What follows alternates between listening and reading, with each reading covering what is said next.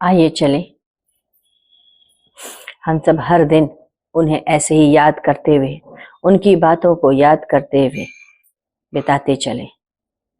गुरुर्ब्रह्मा गुरुर्विष्णु गुरुर्देवो महेश्वर, गुरु साक्षात् परं ब्रह्म तस्मै श्री गुरुवे नमः।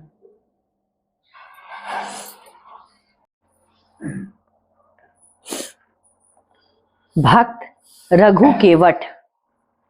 गुरुदेव ने कहा, भक्त रघु केवट की कथा को। पुरी से 10 कोस दूर पीपत पट्टी गांव में रघु केवट अपनी पत्नी और बूढ़ी मां के साथ रहता था। मछली पकड़ने का व्यापार करता था।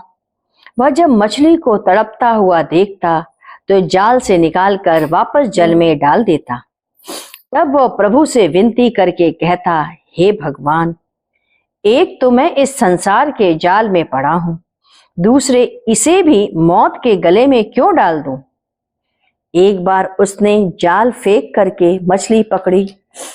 उसने तड़पती हुई मछलियों को बड़े गौर से देखा। मछलियां मौत को अपने गले लगा लेती हैं, परंतु जीती नहीं हैं। उसने जाल फेंक दिया और इस व्यापार को बंद कर दिया। भगवान ने उसकी परीक्षा लेनी प्रारंभ कर दी। एक दिन मजबूरी में जब उसे कुछ नहीं प्राप्त हुआ तो वह जाल लेकर के चल पड़ा। लाल रंग की एक सुंदर मछली फंसी।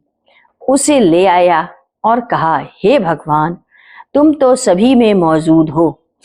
किसे मारना, किसे जिलाना, आज तुम बलि के लिए तैयार हो गए हो। उसने मछली का मुंह पकड़ना चाहा। मछली छटपटा रही थी। उस समय आवाज आई, नारायण रक्षा करो। उसने देखा मछली के अंदर से आवाज आई। रघु ने उस मछली को लेकर के पानी की ओर चल पड़ा। उसने मछली को एक निर्झर में डाल दिया। वह किल्लौल करती हुई चली गई। वह नारायण कहने वाली मछली कौन थी? वह बैठ गया, न खाने की सुध और न सोने की। भगवान वृद्ध के रूप में आए। उसने कहा, हे तपस्वी, तुम किस कार्य में निमग्न हो? रघु ने कहा, तुम अपने कार्य में जाओ महाराज, हमें परेशान मत करो। उस वृद्ध ने कहा, हे केवट, तुमको नारायण सुनकर गरूर हो गया है, अभी भी तुम उसे चाहते हो? रघु को ज्ञान हो आया। वह तुरंत चरणों में गिर पड़ा। हे प्रभु, मुझे आपको देखने के लिए अलौकिक चक्षु देओ, नहीं तो प्रकट हो जाएं, अन्यथा मैं अन्य जल त्याग दूंगा। ब्राह्मण वृद्ध गायब हो गया और भगवान का चतुर्भुज स्वरूप दैदीप्यमान हो उठा। वह दर्शन करके घर की ओर लौटा। घर आने पर लोगों ने उसे काफी भला बुरा कहा। आज जमींदार ने तेरी मां और स्त्री को मारा, अपने यहां रखकर भोजन दिया, नहीं तो तेरी मां और स्त्री कभी की मर गई होती। अब रघु और भी दृढ़ हो गया। आज भगवान के कारण उसे उन सभी को भोजन तो मिल गया। वह करता उठा लिया और जय जगन्नाथ करता हुआ निकल पड़ा। गली गली में नाचता व गाता चलता गया, जय जगन्नाथ जय जगन्नाथ। गांव वाले उसे सीधा व अन्न दे देते। उसके कीर्तन से, उसके नृत्य से गांव वाले भी उस रस में डूबने लगे। गांव के कुछ उद्दंड व बदमाश लड़के भी थे जो उसे ढेला मारते, परंतु वह भगवत रस में डूबा रहता। एक दिन एक उद्दंडी लड़के ने कांटेदार झाड़ी की लकड़ी से रघु को मार दिया और वह लहूलुहान हो उठा। वह तो अपने भाव में डूबा कीर्तन करता चला गया। इधर वह बालक धड़ाम से गिर पड़ा और चल बसा। भगवान को अपने भक्तों पर होने वाले जुल्म सहन नहीं होते। जब बालक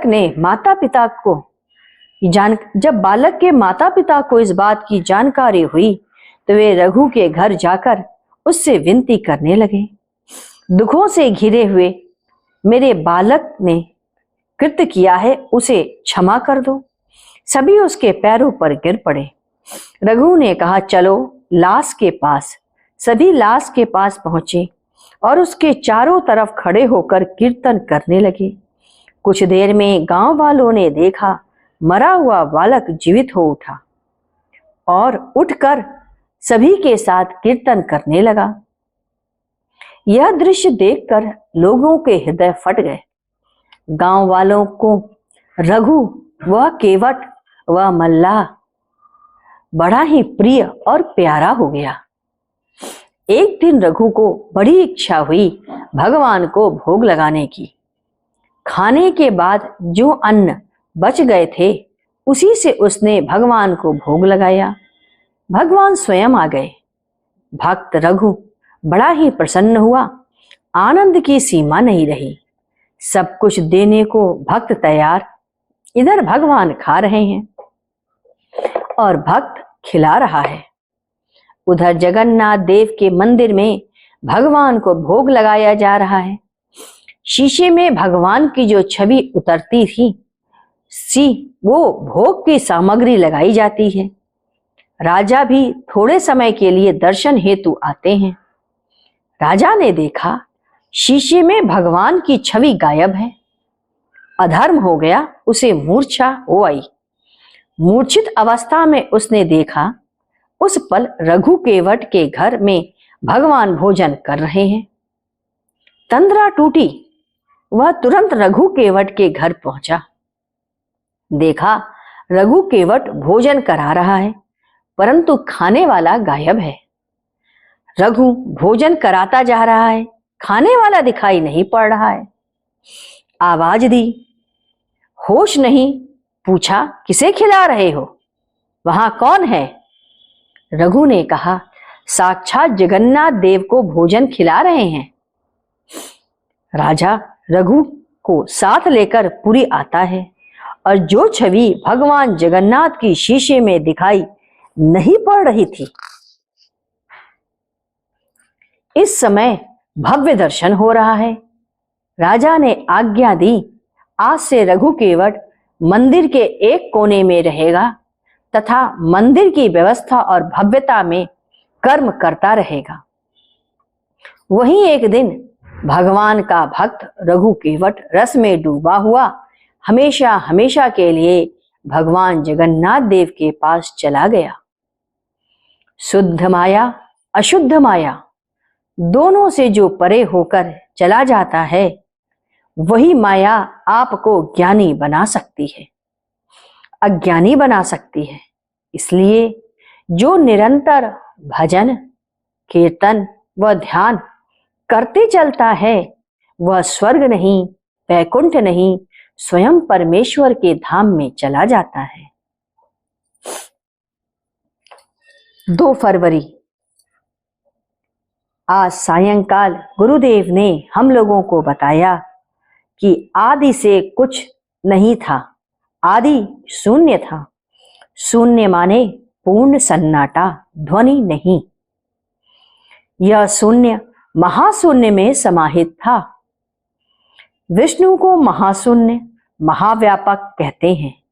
उससे एक ऊर्जा निकली, उसमें ध्वनि हुई, विस्फोट हुआ। महाशून्य से शून्य प्रकट हुआ। तब रचना का प्रथम कार्य शून्य से प्रारंभ हुआ। विस्फोट से ऊर्जा उत्पन्न हुई, ऊर्जा से ऊष्मा निकली। उसमें जब ताप बढ़ता है तब जल की उत्पत्ति होती है। पहले आकाश, तब वायु, उसके बाद अग्नि और तब जल और फिर पृथ्वी आई। पहले उत्पत्ति जलचर से हुई। उसने पहले कोई भी उत्पत्ति नहीं हुई। उसमें कीटाणुओं की उत्पत्ति हुई। प्रथम मछली उत्पन्न हुई। आदि तत्व का बोध मछली से है। मत्स्य पुराण इसके बाद रूप में आया। आकाश तत्व से एनर्जी बाहर आई, तब उष्मा हुई। वायु व उष्मा के प्रकंपन से जल निकला। जल का आधार तल पृथ्वी बना। मिट्टी नीचे बैठ गई, तब नीचे की मिट्टी ऊपर आई। तब आदि शक्ति का उदय हुआ। तब ब्रह्मा उत्पन्न हुए। ब्रह्मा ने पहले मनु को उत्पन्न किया। मनु कौन? जो मन से कार्य करे उसका नाम मनु रखा गया। उसका संयोग होता है सतरूपा से। मनु करोड़ों वर्ष तक वर्तमान रहे। उस समय सृष्टि में कोई नहीं था। सतरूपा कौन? अगिनत रूपों वाली मन के अंदर जो चिंतन है वही है सतरूपा। उन दोनों की आहुति दी गई, उसमें से निकली देवहूति। प्रथम कन्या उसके परस्पर संयोग के कारण इस धरा पर आई, जिसमें कर्दम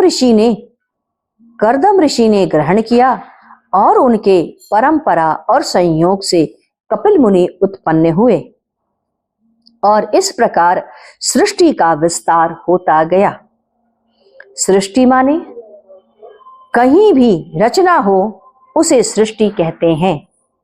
सूक्ष्म से सूक्ष्म की सृष्टि होती है, विचारों की भी सृष्टि होती है।